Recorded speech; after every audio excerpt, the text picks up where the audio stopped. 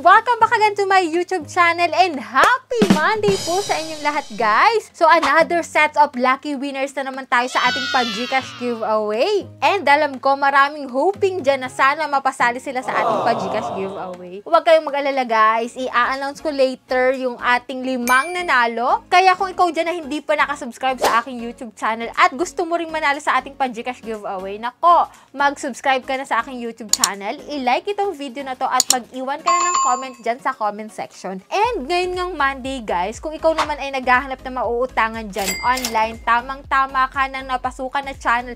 Kasi dito, pag-uusapan natin si Digido. Wow. Alam nyo ba? Nag-apply ako sa kanya and guess what? Approve yung loan application ko. Alam mo tong si Digido, di ba? Nawala siya sa Google Play Store. And nung nagbalik siya, napansin ko na lagi na siyang nag-a-approve ng loan application. Wow. Ewan ko kung ganun din sa inyo. Kasi napapansin ko, marami na-approve sa kanya na loan application. Once nag-apply ka, approve agad. And ito nga, guys, nag-apply ako sa kanya. At nagulat ako, ganun kabilis, na-receive ko kaagad yung na-loan ko dito. So, hindi ko akalain na ganun yung performance ngayon ni Digido. Pero, mamaya natin pag-usapan si Digido, guys. So, ngayon, eto na po yung mga 5 nanalo sa ating pa-weekly Gcash giveaway. Ayan, congratulations sa inyong lahat. So, stay tuned and stay connected. So, unliwin naman yan, guys. Basta huwag kayong magsasawang mag-like at comment sa aking mga videos kasi hanggat nariyan kayo, so nariyan din yung ating pa-Gcash at pa-cellphone. So, malapit na yung last Monday of the month. Nako, sino kaya yung maswerteng mananalo sa ating pa-cellphone giveaway? So, pwede mo yun, guys, i-convert into cash pag ayaw mo ng cellphone. So, yan, guys. Kung interesado ka naman na malaman kung anong meron dito ulit kay Digido, kung magkano yung na-approve na loan amount ko sa kanya, nako, keep on watching.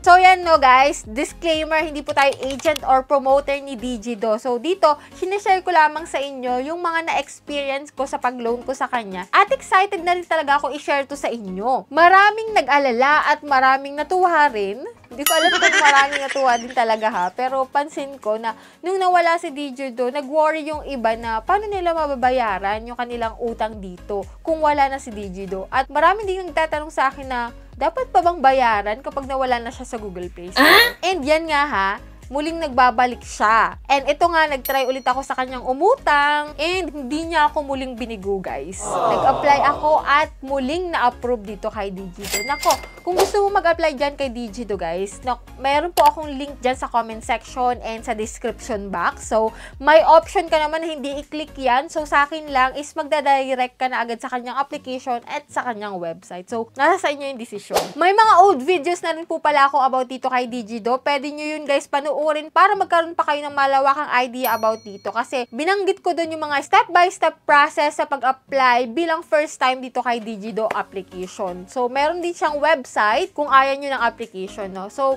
kay Digido po, no need na po ng mga ibang documents. One valid ID lang po at isang guarantor, pwede ka na ditong makapag-proceed. And dito nga, guys, nung nagbalik siya sa Google Play Store, wala na masyadong ads silang pinapakita. So dito, 0% interest nga siya sa unang loan mo. Once ikaw ay first time na maglo-loan dito, 0% interest sa unang loan mo. Pero 7 days lang yun, guys. Up to 25,000 po yung pwede mong ma-loan dito, pero para sa repeat borrowers lang yun. So nung unang nag-loan ako dito kay Digido, 1,000 po yung pinaloan sa akin. Then yung ginamit ko yung account ng asawa ko, first time din siya, 3,000 naman yung na-approve na loan amount sa kanya. Iba-iba pa rin, guys, ng loan amount na na-approve. So, depende pa rin yan, guys, sa'yo. Kasi sa akin, 1,000. Tapos sa asawa ko, 3,000. Pares naman kaming first timer. And ito nga, guys, no, nung bumalik ako dito kay Digido, ito po yung na-approve na loan amount sa akin. Alam nyo ba, guys, di ba 7 days lang siya? So, ngayon dito, kapag ikaw ay repeat borrowers, pwede na siya ng 7 days. Kung gusto mo madalian, 14 days, 21 days to 30 days. O, di ba? 1 month to pay na tong si Digido. And dito nga, guys, 3,000 pesos yung pinakang maximum na loan amount na ma-approve sa akin. And dito sa 3,000 pesos, ang first minimum payment ko, halimbawa wala pa akong pambayad sa kanya, hindi ko pa siya kayang bayaran ng buo, yung first minimum payment is 1,800. Pwedeng yun lang muna yung bayaran ko. Kung baga naman may tinatawag silang pay part. And ito nga guys, kapag full payment naman is 4,800 pesos. So, ang processing fee dito is 180 pesos. So, ibabawas yon. Yung 3,000 pesos, hindi ko po siya buong na-receive kasi binawas yung 180 pesos. So, around 2,820 pesos na lang po yung na-receive ko sa GCash ko. And yan nga, makikita mo dyan, may 2,800 na pumasok sa GCash account ko. At ito guys ha, may share ako sa inyo. Dun sa 4,800, hindi naman ganun kalaki. Kung gusto mong bayaran ka agad ditong si Digido,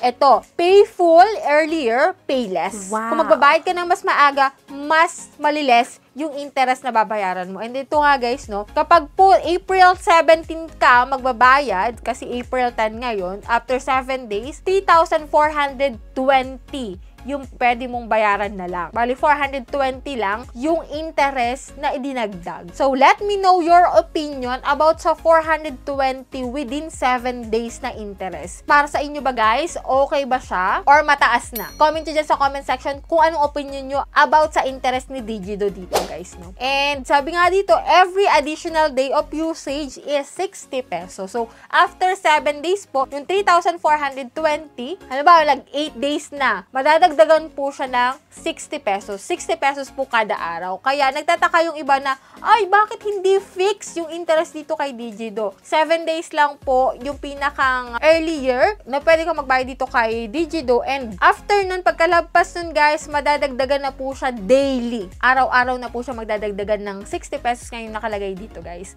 Kaya yung iba dyan nagugulumihan na bakit hindi siya fix, na bakit siya araw-araw na dadagdagan, kasi nga nandito nga sa loan details, kaya matuto tayong magbasa, matuto tayong manood ng review para may idea tayo sa loan application na applyan natin. Hindi nga po siya fixed interest after 7 days, madadagdagan na siya ng 60 pesos kada araw. Kaya kung ikaw ay may loan dyan kay Digido, bayaran mo na agad para hindi na magdagdag daily yung kanyang interest, no? Pero kung wala naman, edi bayaran mo muna yung pay part, ganun talaga. Kung may pera ka na, ibugway mo na siyang bayaran para hindi na mas lalong tumaas pa yung interest niya. And yan nga guys, sa mga nagtatanong na kung bakit malaki daw yung interest dito kay Digido, kasi nga po, after 7 days, daily na, may daily po na idadagdag. And ito nga sa 3,000 pesos, 60 po yung madadagdag. So, depende pa rin yan sa loan amount na mauutang mo dito kay Digido, no? So, depende pa rin. So, hindi lang yan 60 pesos. Kung mas mataas din yung daily interest niya. So, kaya lagi kong payo sa inyo, manood muna kayo ng mga reviews ng mga loan application na a-applyan nyo, no? So, that's all for today. Sana nagkaroon kayo ng konting idea. Sana nalinawan kayo about dito kay Digido application. Na after 7 days nga, pwede mo na siyang bayaran para konti lang yung interest na babayaran mo. Then, after 8 days, may madadagdag na dun na additional interest per day. Yan. So, sa mga hindi pa dyan nakasubscribe sa aking YouTube channel, i-click mo na po yung subscribe button. I-on mo na rin po yung notification bell para updated ka sa mga gantong usapan at lalong-lalo na sa mga bagong loan application na naglalabasan ngayon. So, bye-bye na muna for now guys. See you on my next vlog.